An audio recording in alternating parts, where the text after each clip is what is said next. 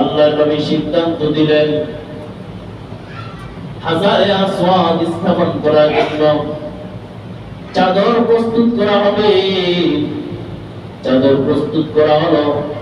যে জায়গার মধ্যে হাজারে আসওয়াদটা খুলে রাখা হয়েছিল ওই জায়গা থেকে আল্লাহর নবী মুহাম্মদুর রাসূলুল্লাহ সাল্লাল্লাহু আলাইহি ওয়াসাল্লাম হাজারে আসওয়াদটা উঠাইয়া চাদরের মধ্যে নিলেন। প্রত্যেক গোত্রের লিডার যারা আছে তাদেরকে ডাক দিয়ে বললেন, তোমরা সকলে আসো, তোমরা এই চাদরের চতুর্দিকে সকলে ধরো, ধরে হাজারে আসওয়াদটা যে জায়গার মধ্যে স্থাপন করা হবে ওই জায়গার মধ্যে নিয়ে যাও।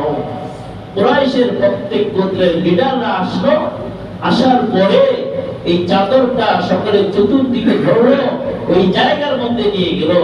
আল্লাহর হাবিব জনাবে মুহাম্মদুর রাসূলুল্লাহ সাল্লাল্লাহু আলাইহি ওয়াসাল্লাম নিজ হাতে হাজারে আসওয়াদটা উঠাইয়া বাইতুল্লাহর নির্ধারিত স্থানের মধ্যে স্থাপন করে দিলেন। জোরে বলেন সুবহানাল্লাহ।